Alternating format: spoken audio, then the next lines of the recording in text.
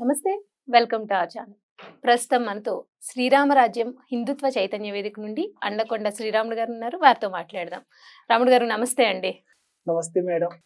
జై శ్రీరామ్. హరహర మహాదేవ శంభో జై శంకర. శ్రీరామ్ అండి. అయితే ఈ మధ్య కాలంలో ఒక ఇన్సిడెంట్ జరిగిందండి. నాకు ఊరి పేరు సరిగ్గా గుర్తులేదు కానీ ఒక పూజారి గారు ప్రసాదం తీసుకొచ్చి బయట పిల్లలు ఆడుకుంటుంటే మిగిలిన ప్రసాదం పిల్లలందరికీ అన్నట్టు పెట్టారు ఆయన.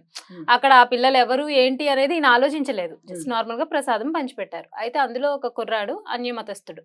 ఆ కుర్రాడు అక్కడికి వెళ్ళి ఏం చెప్పాడంటే, నాన్న నాకు ప్రసాదం పెట్టారు వాళ్ళు అనగానే ఈయన మొత్తం కొట్టడానికి వచ్చి కొట్టారు పూజారి గారిని అనేది న్యూస్ చాలా వైరల్ అయిందండి. ఓకే. అయితే ఇప్పుడు నేను మిమ్మల్ని అడిగే ప్రశ్న ఏంటంటే, మీరు చెప్పారు ఆల్రెడీ మన హిందూ సంప్రదాయంలోనే నేను పుట్టాను, కానీ నేను క్రిస్టియానిటీలోకి వెళ్ళాను, అందులో ఏం లేదని తెలుసుకుని మళ్ళా నేను రిటర్న్ అయ్యాను. తెలుసుకున్నారు కాబట్టి మీకు తెలుస్తుంది ఎక్కడ ఏది ఉంది అనేది. ఇప్పుడు మీరు చెప్పినంతగా మాకు తెలియదు, అదేంటో మాకు తెలియదు. మేము పుట్టినప్పటి నుంచి ఇందులోనే ఉన్నాం, ఇందులోనే ఉంటాం. ఓకే. కానీ అలా కాదు, వెళ్ళినప్పుడే కదా లోతు ఏంటి ఉందా లేదా అనేది తెలుస్తుంది. సో ఆ పరంగా చూస్తే అసలు మనం ఎప్పుడు వాళ్ళు ప్రసాదం పెట్టారు పెట్టలేదు, వాళ్ళు బైబిల్స్ పంచుతారు, లేకపోతే వాళ్ళేమో మనల్ని మత మార్పిడి చేసేయడానికి రెడీ అయిపోయి వచ్చేసి మనల్ని చాలా మోటివేట్ చేసేస్తారు. దీని గురించి మన వాళ్ళు ఇష్టం ఉన్న వాళ్ళు వెళ్తారు, లేని వాళ్ళు వెళ్ళిన వాళ్ళని కూడా ఎవరు ఏమన్నారు, వాడి ఇష్టం అన్నట్టు మనం రెస్పెక్ట్ ఇస్తాం. అంటే మనం ఎప్పుడు కూడా అన్య మతస్థుల్ని గౌరవిస్తాం. మన హిందూ సనాతన సాంప్రదాయం ఏంటంటే ప్రతి మతాన్ని గౌరవించాలి అనేది నేర్పించింది మనకి. సో మనం అలాగే వెళ్ళిపోతాం. కానీ ఒక ప్రసాదానికే అంత అటాక్ చేశారు అంటే దీన్ని మీరు ఎలా చెప్తారండి? నమస్తే మేడం. నమస్తే అండి. ఇప్పుడు మీరు అడిగినటువంటి ప్రశ్న మీరు చూస్తుంటే ఈ యొక్క సన్నివేశం కానీ బైబిల్ ఏం చెప్తుందనంటే, నిన్ను వల్లే నీ పొరుగు వాడిని ప్రేమించమని అన్నారు. బైబిల్ కూడా అదే చెప్పింది. బైబిల్ కూడా అదే చెప్పింది. ఇప్పుడు ఎవరైతే అతను ఏం చేశాడండి? ప్రసాదం తిన్నందుకు. ప్రసాదం. ఎందుకనంటే బైబిల్ విగ్రహారాధన వ్యతిరేకిస్తుంది. విగ్రహారాధన అంటే మనం ఏదైతే మూర్తిని అక్షామూర్తిని మనము విగ్రహ రూపంలో మనం పూజిస్తున్నామో, వాళ్ళు మన స్వామి వారికి అర్పించినటువంటి ప్రసాదాలను వాళ్ళు స్వీకరించరు. కానీ హిందువులే ఎగబడి రెడ్ వైన్ రొట్టె ముక్కల్ని లొట్టలు వేసుకొని వాళ్ళు బైబిల్ ఇచ్చినా కూడా ఏ తల్లిదండ్రులు పోయి వాళ్ళని కొట్టలేదే, ఏ తల్లి పోయి కూడా పరకట్ట చాట తీసుకొని కొట్టలేదే వాళ్ళని. వీళ్ళు మేము పొద్దున్న లేచా నుంచి రాత్రి పడుకునేంత వరకు కూడా నిన్ను వలే నీ పొరుగువాని ప్రేమించమని చెప్పినటువంటి వీళ్ళు ఈరోజు మా పూజారిని గుడిలో నిష్ఠాగరిష్ఠులయ్యి స్వామివారి పూజలు చేసుకొని బతికేటువంటి అన్నం పరబ్రహ్మ స్వరూపము దైవంగా భావించేటువంటి స్వామివారికి అర్పించేటువంటి ఆ ప్రసాదాన్ని మహానైవేద్యాన్ని ఈరోజు అయ్యో పాపము గుడి దగ్గర పిల్లలు ఆడుకుంటున్నారు, స్వామివారి యొక్క మహాప్రసాదాన్ని తీసుకెళ్లి ఆ పిల్లలకు కూడా చేస్తే వాళ్ళకు కూడా మంచిగా ఉంటుంది, వాళ్ళు కూడా స్వామివారి ప్రసాదం స్వీకరించిన వాళ్ళు అనుకున్నారు. ఈ పూజారికి ఏమన్నా ఆయన క్రైస్తవుడు అని తెలుసా? తెలియదు కదా. ఆయన తెలిసి పెట్టినా కూడా తప్పేంటయా? ఏంటయా నీ బాధ ఏంటి? ఈరోజు పూజాని కొడతావా? అంత దమ్ము ధైర్యం ఉందా నీకు? నీ బైబిల్ చదివినావా? మేము అడిగితే నువ్వు నీ బైబిల్ వచ్చేసి పొద్దున్న లేచినటువంటి చాలా మంది పాస్టర్లు మైకులు పెట్టుకొని ఆమెను ప్రచారం చేస్తున్నారు అంటే వీళ్ళు ఇంకా తిరుగుతారా? అదే కదా. వీళ్ళకి ఏందనంటే భారతదేశంగా ఉంచకూడదు, భారతదేశాన్ని క్రైస్తవ రాజ్యంగా చేయడానికి వీళ్ళు పన్నుతున్నటువంటి పన్నాగం ఇది. అందుకే వీళ్ళు మన పూజార్ల పైన దాడులు చేస్తున్నారు. ఎందుకంటే సనాతన ధర్మాన్ని నిలబెట్టేది ఈరోజు మన దేవాలయాలకు వచ్చేటువంటి ప్రతి భక్తుని కూడా సన్మార్గంలో నడిపించేసి భక్తి మార్గంలో నడిపించేటువంటి ఆ పూజారులనైతే దాడి చేస్తే ఇంకొకరు ఎవరే కానీ ఇలాంటి దుష్కార్యాలు చేయరనేటువంటిది అని అనుకుంటానేమో. ఇలాంటి పూజలు 100 మంది రెట్టింపై పుడతారు.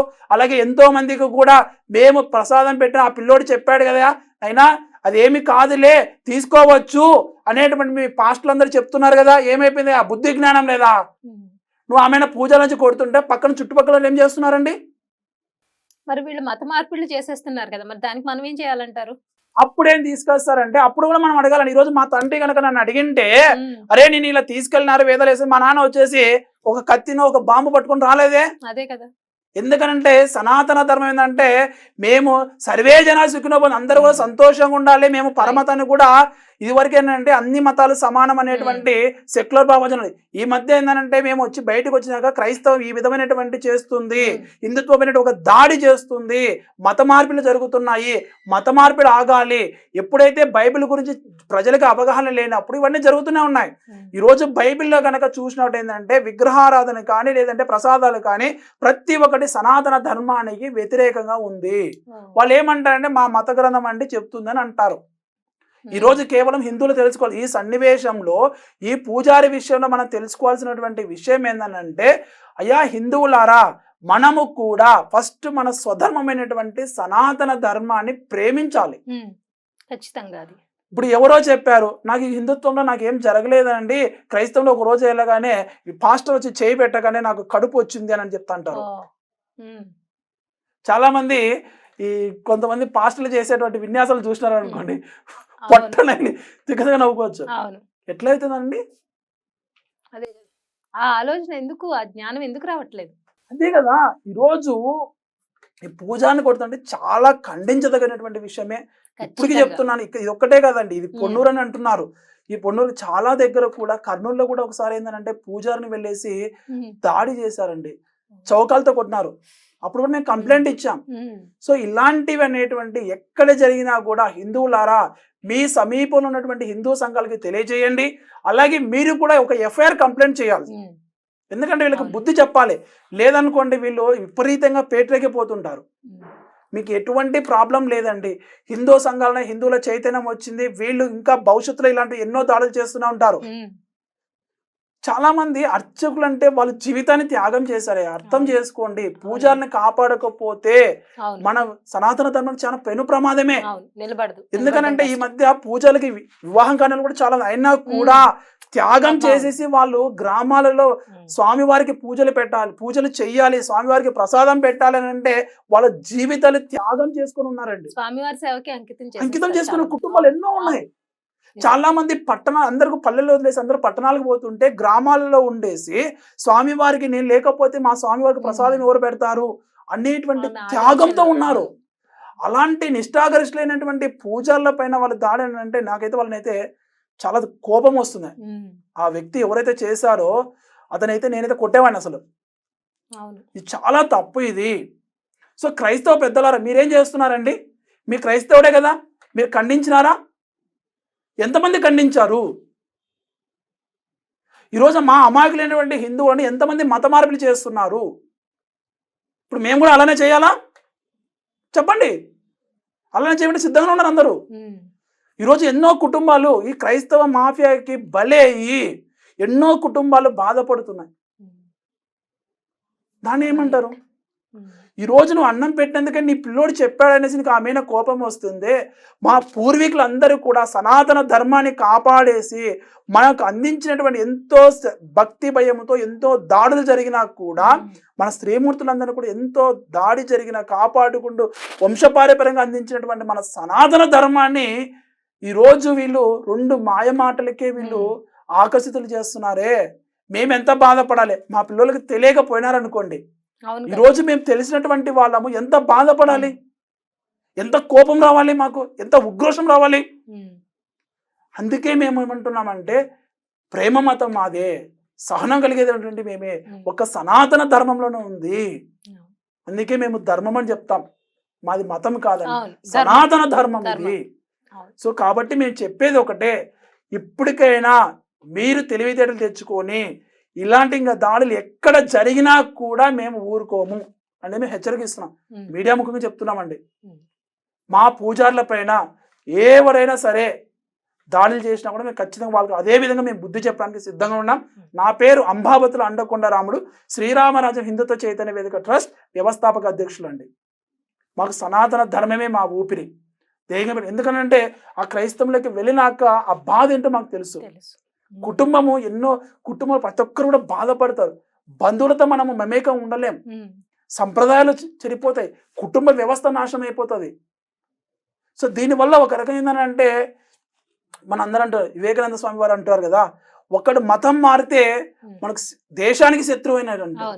సో ఆ విధమైనటువంటి దాడి చేస్తున్నారు. కాబట్టి ప్రతి ఒక్కరు కూడా మనందరం కూడా అర్చకులకు మనం సపోర్టుగా ఉందాం.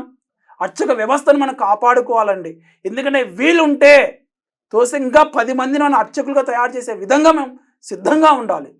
అంతేగాని అర్చకుల పైన వాళ్ళకి రక్షణ కల్పించాల్సినటువంటి మనము ఈ రకంగా ఇట్లా లేదంటే పాషాణ మతాలు దాడి చేశారనుకోండి, చాలా పెను ప్రమాదం ఇది. చాలా సీరియస్గా తీసుకోవాల్సిన విషయమే.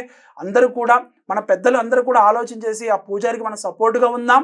ఇలాంటివి ఎక్కడ జరిగినా కూడా అందరూ కూడా ఖండించాలని కోరుకుంటున్నాను. ఖచ్చితంగా హిందువులందరూ ఐకమత్యంగా ఉంటే కనుక అసలు ఇలాంటి దాడులు జరగవండి. ముందు మన హిందువులు మనం ఐకమత్యంగా ఉండడం ప్రతి ఇప్పుడు ఒక్కరు వస్తుంది నేర్చుకోవాలి. మేడం. ఎందుకంటే ఐకమత్యం అనేటువంటిది చాలా ఎందుకంటే నిద్రావస్థలు ఉన్నటువంటి హిందువులని మేల్కొల్పాలి. ఒకసారి తట్టినా అనుకో అంటాడు, మళ్ళీ నిద్రపోతాడు, మళ్ళీ రోజు మేల్కొల్పుతూనే ఉండాలి. ఎందుకనంటే అది అంతే. ఈ ఇన్ని సంవత్సరాలు, కొన్ని వందల సంవత్సరాల నుంచి అలానే ఉన్నారు ఈ బానిస బతుకులకు. చాలా మంది ఈ దాడులు కూడా తట్టుకొని ఉన్నటువంటి, కానీ అంతిమంగా సనాతన ధర్మమే విజయ పతాకం ఎగరవేస్తుంది, సనాతన ధర్మమే వర్ధిల్లుతుంది అనేటువంటిది నా యొక్క బలమైనటువంటి విశ్వాసము, నమ్మకము. అదే నేను మా ఆచరిస్తున్నాను. కోరిక కూడా అదేనండి. ఖచ్చితంగా అందరం సనాతన కూడా ధర్మం వర్ధిల్లాలి. సనాతన ధర్మం వర్ధిల్లాలి, హిందువుల ఐక్యత వర్ధిల్లాలి, Right. ప్రపంచమంతా కూడా సనాతన ధర్మమే అవును. కాషాయమయం అవ్వాలని నేను కోరుకుంటూ ఆ పరమేశ్వరుని నేను విజ్ఞాపన చేసుకుంటున్నాను. జై శ్రీరామ్. జై శ్రీరామ్, జై జై శ్రీరామ్.